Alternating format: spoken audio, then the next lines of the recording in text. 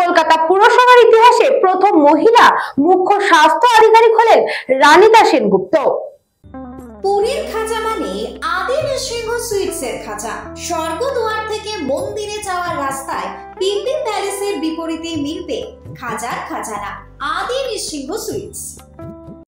কলকাতা পুরসভার ইতিহাসে প্রথম মহিলা মুখ্য স্বাস্থ্য আধিকারিক হলেন রানিতা সেনগুপ্ত। গত 30শে জুন অবসর গ্রহণ করেন বিদায়ী মুখ্য স্বাস্থ্য আধিকারিক সুব্রত রায় চৌধুরী।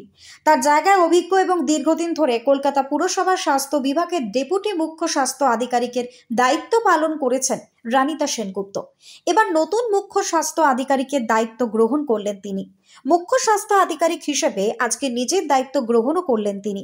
তাকে স্বাগত জানানোর জন্য এদিন স্বাস্থ্য বিভাগের অন্যান্য আধিকারিকরা উপস্থিত ছিলেন। এই মুহূর্তে কলকাতা পুরসভার স্বাস্থ্য বিভাগের ভূমিকা অত্যন্ত গুরুত্বপূর্ণ, কারণ বর্ষাকালে বৃষ্টির দরুন মশাবাহিত রোগের নির্ণয় হচ্ছে বড় চ্যালেঞ্জ। কি হবে? ডেঙ্গি এবং ম্যালেরিয়া প্রতিরোধে পদক্ষেপ গ্রহণ করবেন তিনি। এটাই হচ্ছে তার কাছে বড় চ্যালেঞ্জ।